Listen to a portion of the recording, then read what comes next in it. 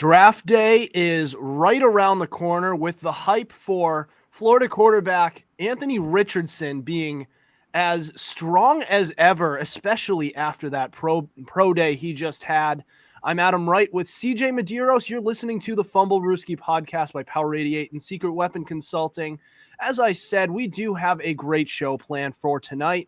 And as part of it, we are going to talk some Anthony Richardson and where he could possibly end up that could actually benefit him at the NFL level. We're also going to talk some Jaguars this offseason, as we haven't really touched on them yet so far. And joining us to touch on both of these topics, we have special guest and lifelong Jaguars fan, Grant Flood. Grant, welcome back to the show. Why don't you introduce yourself to some of our new listeners? Well, thanks for having me again, Adam and CJ. I really appreciate it. I'm Grant Flood from Fletcher Sports Zone. That's my YouTube channel if you want to go subscribe there. But very thankful to be on. You know, I was on previewing the Jaguars-Chiefs playoff game, and then I came on to do a little Super Bowl preview, or at least gave my prediction. I'm pretty sure I had the Eagles winning. Oh, well. Off to better predictions, right? But anyway, hope you guys enjoyed the broadcast. And thanks, Adam and CJ, for having me on again. Absolutely, man. It's always great having you on. I believe this is the third time? Yeah, third. And you just started joining our show, just a couple of months ago. So always great to have you on. You're a great sports mind. But we're going to jump right into it and start with Anthony Richardson, who just had his pro day this week. So he was slinging it all over the field, running throws, all different kind of stuff. He also hit the ceiling on one of his throws, and he's had a lot of hype around him. And there's also a big crowd. Two of the three people here, actually myself included, believe that he is kind of overhyped. But I kind of want to touch on spots where maybe he could actually work out. So CJ, our draft expert here, believes that Anthony Richardson should have gone at least one more year in college, and that would have benefited him a lot better. And he probably would have been a really good draft prospect in the 2024 NFL draft. I agree with that, but he already registered for the draft. So I look at this upcoming draft class. I look at where teams are picking. I see two teams, like the Detroit Lions, like the Seattle Seahawks, who are drafting towards the front of this draft, who could pick a guy like him, and he could sit behind him for a year or so before he is all ready for the pro level. There have been quarterbacks who have done that before, namely being Patrick Mahomes, one of the most recent and most famous ones. So I look at that. I mean, I get it. You don't want to pick a quarterback this early who isn't going to start for the first year or so. But my argument against that would be both of these teams are getting better, and they're getting more competitive. And the better they get, the later their draft picks are going to be, which means they may not be able to reach the quarterbacks in the future in future drafts that are actually worth picking. They're not going to get early picks like this again. And quarterback is one of their few needs left. So the Seahawks are more than the Lions, because I do believe that Jared Goff is making a case that he could be a Super Bowl winning quarterback. The Seahawks, you caught lightning in a bottle with Geno Smith, and he might play well for a couple of seasons, but you better start looking into drafting his replacement, because you're not winning a Super Bowl with him. You're not. Don't commit to Geno Smith. Do not. I know you have him for 3 years. Have Anthony Richardson sit behind him for a couple of years. Then you have Richardson start, and then he could be pro ready. And you have a roster around him that is ready to contend. I see a path there. I see a path for Anthony Richardson where he could be a successful NFL quarterback if he was drafted by one of those two teams. And both of them should be within reach to grab him. There's my argument, but I don't know what you guys thought. Grant, I'll let you go. All right. So pretty much the whole Anthony Richard thing is right, because I do watch a lot of Florida Gators games, and I kind of sense that at the beginning of last year was probably going to be early third, late second round draft projection, I would have said, if he was going to declare. And then at the end of the year, I notice, hey, he's going to probably be picked in the top 10 and maybe even the top 5 now, as he just recently passed Will Levis. And I look to myself and say, well, where did this come from? He had a lot of 400-yard performances. He's a great mobility, and he has a strong arm. But my thing is when he plays in actual games against top competition, he struggles. Case in point, there was a couple of cases. First and foremost, against Tennessee. This was a game I was expecting a lot out of Anthony Richardson. He could not outduel Hendon Hooker. He played very poorly for the second and third quarter of those games. Yes, he had 400 yards and 4 total touchdowns, but he threw a crucial interception near the end of the first half, and he struggled against that pass rush. And then, again, you take a look at LSU's performance, only $185, a touchdown. The Gators lost what should have been a winnable game, and that pretty much took them out of ranked contention for the rest of the year. So Anthony Richardson, he's not a terrible player at all, and I definitely think if you are a team like Seattle, Detroit, you'd be interested. But my whole thing is, if you're going to draft a quarterback that high, why not just kind of play him right away? Let him figure out the kinks in the pro level first, and then, year 2, year 3, you see what the kid can really do. But also, it makes sense to develop a quarterback, have him sit behind a very decent veteran like a Jared Goff or a Geno Smith. And I see their side of the point. But I think if Richardson should go anywhere, I think he's going to fall to the Raiders. And the Raiders pick him up after they pick him up. They let him sit behind Garoppolo. And then once Garoppolo's contract expires, Richardson becomes the starting quarterback for the Black and Silver.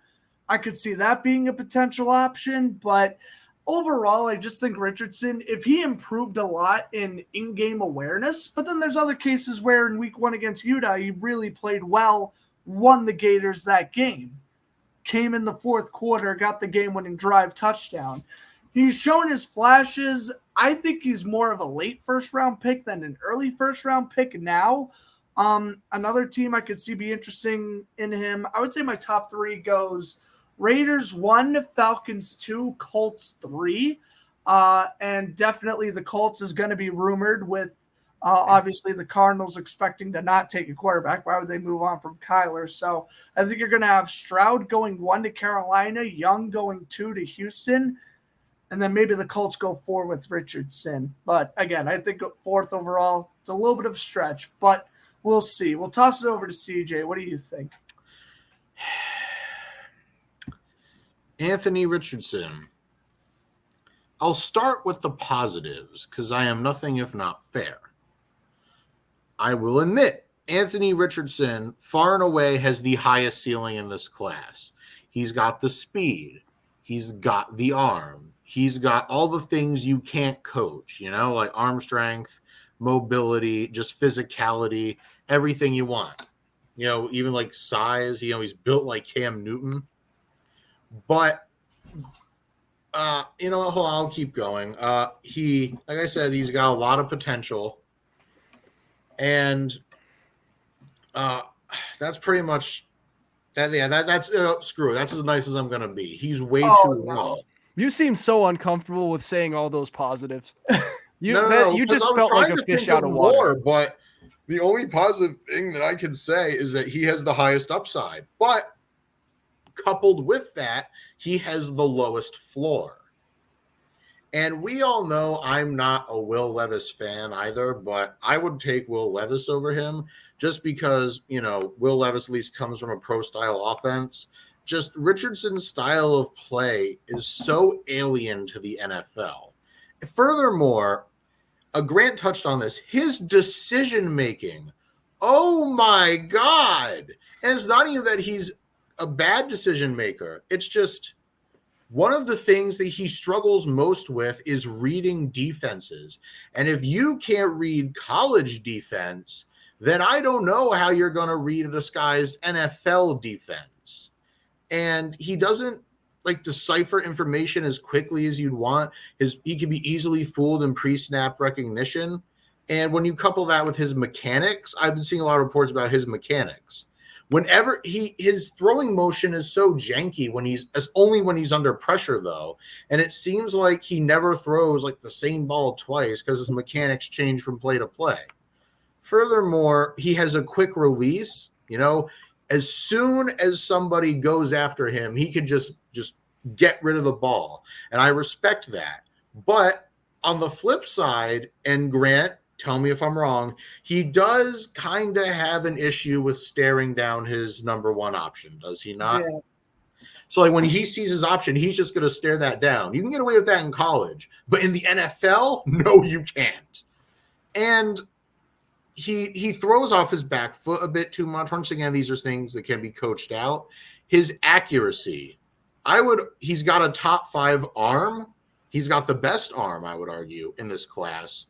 But I would argue he does not have top 10 accuracy. His completion percentage, I don't even think, was a 60%. And it's just that he misses open receivers via overthrows. And his throwing mechanics, like I mentioned, just aren't consistent. And like I said, these are things that can be coached out of him. But his arm is like watching a 5-year-old trying to handle a fire hose. And like I said, I would be a lot nicer if he just stayed another year. Because let me tell you something. You stay another year in Florida and you hone your skills, oh my God, you are going to be locked and loaded for the league. But I don't know. Well, you also have to look at it this way, and this is where I get where you're coming from, and I do agree that accuracy is a massive issue with Richardson, but Richardson realized that his athleticism is the reason why he jumped so high throughout the combine, throughout his pro day to begin with. He's thinking, oh, now I have the potential to be a top 5 pick. I'm cashing in on that now. Why am I going to risk playing my senior year of college, suffer a major wouldn't it be his junior year? Injury, and then his draft stock falls? First of all, isn't it his junior year though? Oh, it might be just his junior. Because I thought he was like a red shirt, whatever. So, And so here's another thing. Sure, you could come out now, but it's going to hurt you in the long run if you come out raw and you get exposed for being woefully underprepared. And another thing about Anthony Richardson, did he light up at his pro day? Absolutely. You want to know who else did? Zach Wilson. Thank you. See, Adam knows. Adam gets it. No, I remember a lot of the Zach Wilson hype too. Even the Trey Lance hype. I was never a fan of Lance, nor was I a fan of Wilson back then. I wasn't a fan of Wilson. Everyone can back me up. When he went to the Jets, I kind of sensed that, that career wasn't going to go so well. And look at it now, 2 years in, he's already a QB2. Whether the Jets get Aaron Rodgers or not, he's going to be the QB2. Robert Saleh confirmed that earlier this week. Yeah. So. Yeah, I agree. But my thing is with Anthony Richardson, there is hope. Now, here's what I'm considering. I know this is a long shot, but hear me out. I think if the Indianapolis Colts are smart, whether they want Richardson or whether they want Levis, you need to trade up with the Arizona Cardinals, who are number 3. And I know what you're thinking. But CJ, you say, the Cardinals aren't going to draft a quarterback. I'm like, but mark my words, there could be a team that leapfrogs you. A team further back that will trade with Arizona and will jump right over you to grab a quarterback. You cannot let that happen. Now, teams I think could trade up. Honestly, I wouldn't – hear me out. I wouldn't hate it if the Vikings did it. Because Kirk Cousins on the last year of his deal, you've got arguably the best receiver in the league in Justin Jefferson. You've got a top 5 tight end in TJ Hawkinson. It would not be a bad idea to have Anthony Richardson learn under Kevin O'Connell and Kirk Cousins for a year, and then you send him out. I'm just saying that I think would be a good fit. That is an interesting one. I think it would certainly be a fit. Mm-hmm. So, also, the Raiders shouldn't draft the quarterback. He gave Jimmy G a 3-year deal. That's the question. Also, he's not entering the final year of his contract. He's a free agent in wait a second. Jesus, this is weird. Yeah, so he is an unrestricted free agent he's just getting paid throughout 2027. So the Vikings are going to wind up paying him a lot. Yeah, it's those phantom years, you know? Yeah. We in New England know about phantom years. They screwed us over. Just to create cap space in the short run. The only problem with the Vikings, real quick, is that their first round pick is pretty low, don't you think? It's going to be tough for them it's going to be tough for them to trade all the way up there to get to number 3. That's why I agree. They should. They're just going to nibble away if Levis is still there, or maybe they draft a quarterback in the 2nd or 3rd round. I think that's what Minnesota is doing. It makes sense that someone trades with the Cardinals, but I just don't see the Vikings doing that. All right. But my point still stands. Yeah. Whether it's the Vikings or not, the Colts need to trade up to number 3 because I think if they don't, another team will leapfrog them, and that is not something you want. Okay. But my point stands. I believe that Anthony Richardson, since he's already – we can't talk about what he should have done and what he shouldn't have done because he's registered for the draft. He's already going to be in the NFL for the 2023 NFL season. So what a team should do is a team like the Lions or Seahawks, a team that is already competitive now and already has a veteran quarterback who you could characterize as a bridge guy. He learns under. You draft one and then you draft Anthony Richardson in the meantime, because I don't think the Detroit Lions or the Seattle Seahawks are going to be drafting this high again. At least not in the foreseeable future. So what are you going to do? Are you going to stay this competitive where you're just kind of a fringe playoff team? You're winning maybe a playoff game or so with Geno Smith. You're winning a playoff game or so with Jared Goff. No, draft up here while you have the time. Draft up there with Anthony Richardson or Will Levis. Have them learn under the Geno Smith or Jared Goff. And then once he's ready for game action. Because you're getting professional coaching for 1 to 2 years, which is good. That's something that they need. They have the abilities, but they need the coaching. They need to be developed. If they're thrown out in the deep end with no floaties on the Indianapolis Colts, you're going to ruin the kid. So that's my argument there. And I kind of like the Raiders as well. Because they have Jimmy Garoppolo, so he would be sitting behind him as well. So you can kind of lump the Vegas Raiders in with both other teams. I think the team that I think it would make the least sense is the Lions, just because I think they have something with Jared Goff. They have a potential Super Bowl winning QB. Jimmy Garoppolo is not doing that. He's gotten them there, but that was a great roster by the 49ers. And it's kind of the same way with Geno Smith. He's had some really good coaching. He's in the right place at the right time with some really good talent.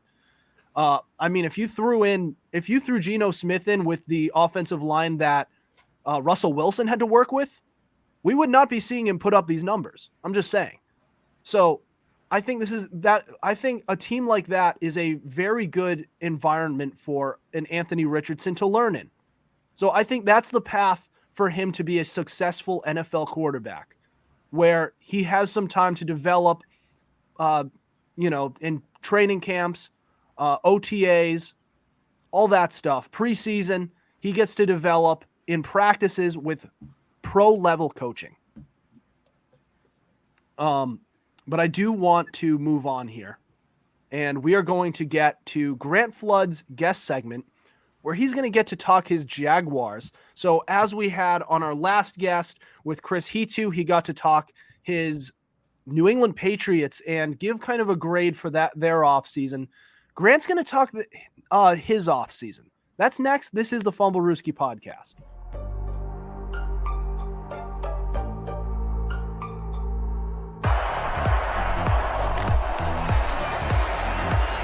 Here's Edelman broken up, and the pass is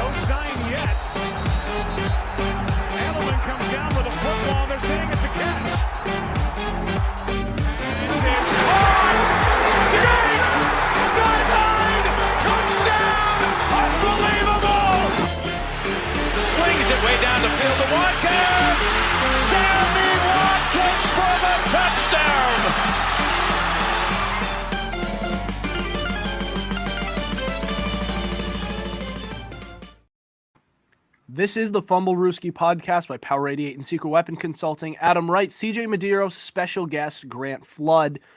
So we welcome you to the guest segment portion of our show, where sponsored by Secret Weapon Consulting for business plans, secret shoppers, bar spotting, server and manager training, and so much more. Visit www.secretweaponconsulting.com.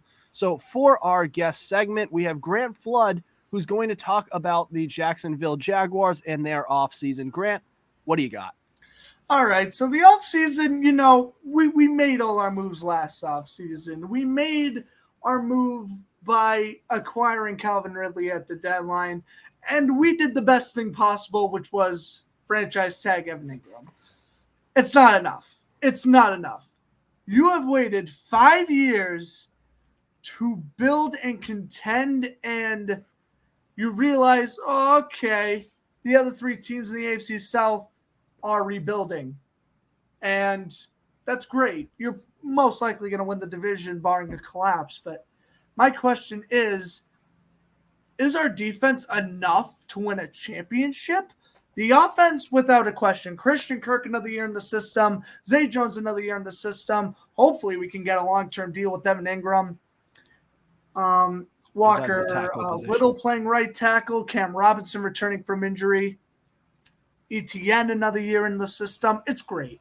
But I don't know if our defense is going to be enough to win us a championship. Now, we did release Shaquille Griffin, and that's good because that gave us a lot of salary cap. But I think the Jaguars are getting a little bit too comfortable with the players they've already had. If that makes sense, we've re-signed Adam Gotsis to a 2-year contract, which he's not an awful right end for us. The Jaguars did lose Arden Key. He went to division rival Tennessee, so I think it does make sense that I bring back Gotsis, but was he the best guy available? Or are you just kind of re-signing him because he was already with the team? I'm not sure. We continue to build on the D-line. They signed defensive tackle Henry Maddox from the Giants and right end Michael Dodgeby from the Cardinals. So you cleared up salary cap and you're getting borderline practice squad players. No disrespect, but they have had very limited roles with their respective teams. The only thing, and as I mentioned, our offense is fine, but the only thing they did that I was really like, yes, I'm glad they did that, was bring in Dearness Johnson. Florida-born, went to college in South Florida. It makes sense that we bring him back. It's a homecoming. He can battle it out with JaMychal Hasty for the second-string running back spot. I thought Johnson, when I think it was when Kareem Hunt got injured in 2021, he impressed me a lot when he had that 3-4 game stretch where he had like 400 rushing yards. He impressed me. I'm fine with that. But it comes down to we let a lot of free agents walk. Sean Murphy Bunting, again, goes to division rival Tennessee for only $5 million. That is a player the Jaguars should have scooped up. Everyone's thinking, oh, the Jaguars bringing Calais Campbell for a workout.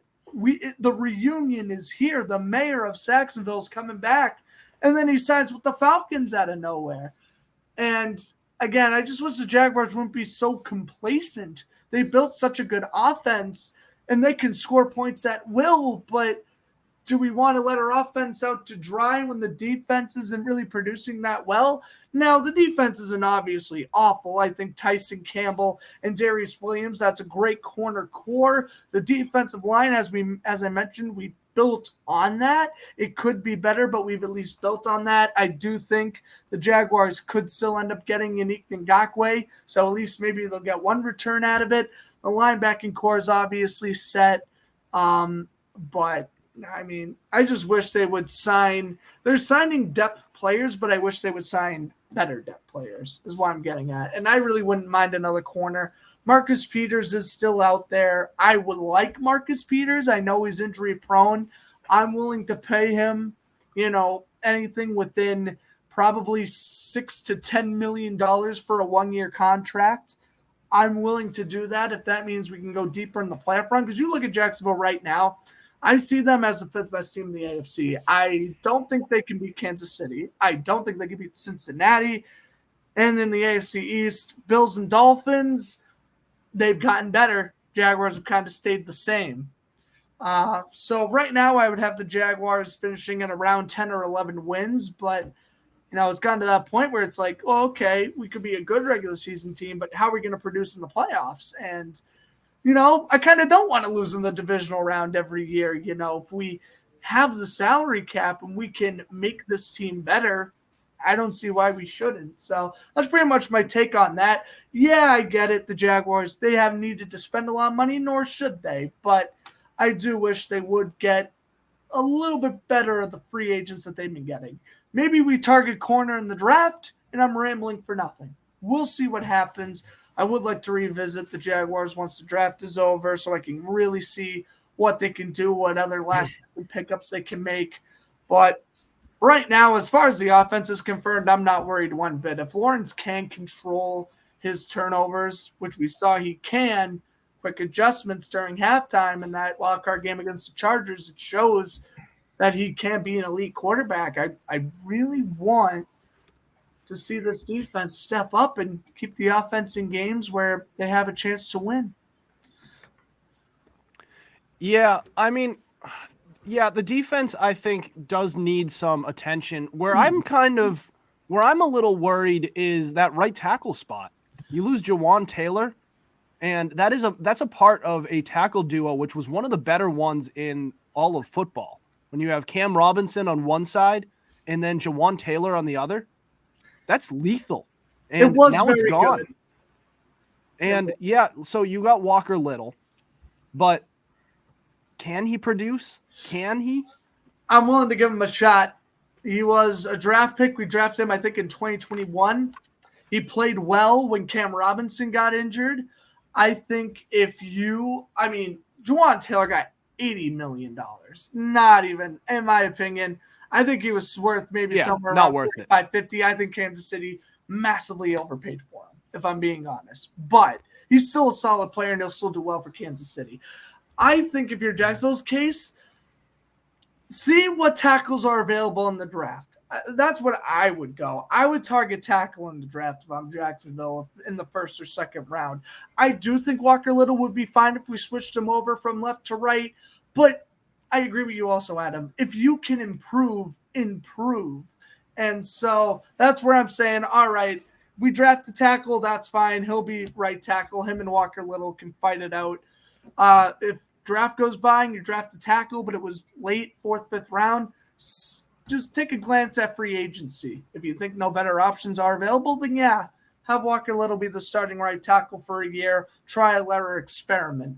But I do agree losing Taylor was a blow. And as I mentioned, I also wouldn't mind getting someone like Ngakoue because, losing Arden Key, that's not necessarily a huge blow, just like kind of Jawan Taylor's case. But again, you don't really want to lose that same production you were getting. And so that's why I hope the Jaguars do get another defensive end as well as potentially a tackle down the road. Yeah, and they do have a pick at number 24. So they could use that whichever way they would like. They could go tackle for whoever winds up being left. They could also go defense. And you mentioned that cornerback duo. So they let that other guy go, which is fine, but do something to replace him. Yeah, exactly. And that's the other thing where I'm saying, where you had guys even Carl Joseph, who got signed yesterday by the Steelers. It's like, why are you letting all these decent defensive backs walk when it's clearly an issue? They did re-sign Trey Herndon, and I get that, but Trey Herndon's not great. He's very replaceable. A lot of these guys in free agency could definitely, I think, replace him within a couple of preseason games, if I'm being brutally honest. So, again, Williams and Campbell, it's such a great one too, but it's just after those two corners, it falls. You don't need safeties. Andrew Sisco and Rashawn Jenkins, that is a great safety duo. All you really need is just, you can keep Herndon as a fourth string corner. That's fine. But really, I think if you just get one more slot corner, you're golden. I honestly think you don't touch another thing on this Jaguars team after the draft. You go corner and you go tackle your first 2 picks, I'm probably satisfied. Yeah. So, I mean, I agree with everything you're saying. I guess I'm skeptical mainly because the Jaguars didn't really do much to, and you would agree with me on this. The Jaguars didn't really do much to improve. In fact, they look a little worse than they did going into the offseason. I mean, I get like they're going to have, so they got Calvin Ridley reinstated. That's probably the best thing to happen to them this offseason. And bringing back Dearness Johnson is a very, very underrated move. You don't want your bell cow back, Travis Etienne, to get hurt. So Dearness Johnson takes away some of that pressure. We've seen him step in relief of Kareem Hunt and Nick Chubb and do very well. So to have him behind Travis Etienne is very reassuring. So, I mean, they have a lot of good things going. It's just, I feel like they could have done more. They could have improved, and they could have put themselves not 5th in the AFC, more like top 3, because you have a quarterback who is the NFL's next golden boy. I completely agree with you. And again, I guess it's at this point, it is a wait and see approach. We did everything we could before the draft, get really reinstated, franchise tag Ingram. That was the main keys for the offense, defense. I thought, honestly, the number one goal was to bring back Calais Campbell, and they've already failed to do that. So right now, I don't know. I'm willing to take a look at the draft picks they select and go from there before I go any further, because I want to harp too bad. But I'm just saying, Trent Baalke, he did this before with San Francisco. He had a great playoff team. He got a little lazy. He let some players walk. He let the wrong players stick around. And look what happened 3 years later. You were playing the Seahawks in the AFC Championship. And then you were drafting number 2 overall in the draft. So it can show Baalke has a history of, does he have the control to keep this team around? I hope he does. I wanted Baalke fired after when Urban Meyer got fired, if I'm being brutally honest. But he did the right thing. He brought in Doug Peterson. He's made the right draft picks so far. And you just got to hope he makes the right draft picks again. Yeah. I mean, it's been mostly good things besides Trayvon Walker going number 1. I mean, come on, man. That's why man right here, that was ridiculous. Evan Floyd saving the draft for the team. It's crazy how we draft Walker number 1. We draft Lloyd at, 24, 25? And Lloyd is a significantly better linebacker. It's crazy how that works. Imagine if we had Sauce or Hutchinson. We drafted those 2 with that number 1 pick. Brand, completely different story right now, but what are you going to do? Would you have rather had Hutchinson or Sauce? Back then, Hutchinson, now Sauce. I'm not going to lie, when I was watching the draft live, I was pretty bummed we didn't draft Hutchinson. I was pretty bummed. I'm like, Trayvon Walker, he's not obviously terrible, but I mean, if our goal was to draft Devin Lloyd later in the round anyway, you're really going to get 2 linebackers? Yeah, man, and we kind of saw it coming. So we kind of saw it coming. It's not what I would have done. For our official mock draft, we put Trayvon Walker going number 1, but we put an emphasis on saying they should not take this guy. I mean, he's a good, solid, late first-round guy, and he might pan out. He could, but Aiden Hutchinson was more deserving of the number 1 pick. I think Kayvon Thibodeau is more deserving of the number 1 draft choice. Yeah, I like Kayvon Thibodeau a lot in Oregon. Yeah, so we'll see how it goes. But I think we're about – it's about all the content for this show. But do you guys have any other thoughts before we end? Nope. No, I just want to thank you guys for having me on again. A lot of fun. I certainly hope I can hopefully make one more appearance before the end of the semester. Sounds good, guys? Absolutely, man. Always a pleasure to have you on. Thanks a lot, Grant. I'll give you a chance to plug some of your YouTube channels and Instagram Instagram, social media spots. I got you.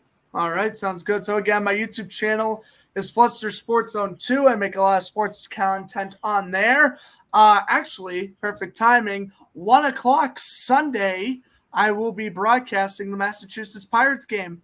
Play-by-play broadcast for indoor football will be on my channel on Sunday. Excited to do that. I went to my first game last week, and I figured, well, since they live stream the games on YouTube, I might as well take advantage and commentate one, right? So that'll be on my channel, and then my Instagram is Grant Floodster, and then my Twitter, I think, is Grant Floodsters with an S if you want to follow me on any other social medias. But, yep, just right now, just living the college life, trying to post whenever I can on YouTube, trying to get as much opportunities to come back on Fumblerooski or any other podcasts. So, absolutely, man. All right, sounds good. Well, that'll do it for us tonight.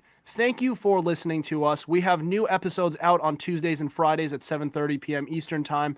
Be sure to subscribe to our YouTube channel. We also have all our episodes available on Spotify, Spreaker, Apple Podcasts, iHeartRadio, Google Podcasts, and so much more. Also, be sure to follow our Instagram at Fumblerooski_podcast to keep up with our podcast and latest coverage on the NFL. Otherwise, we'll see you next week. Over and out.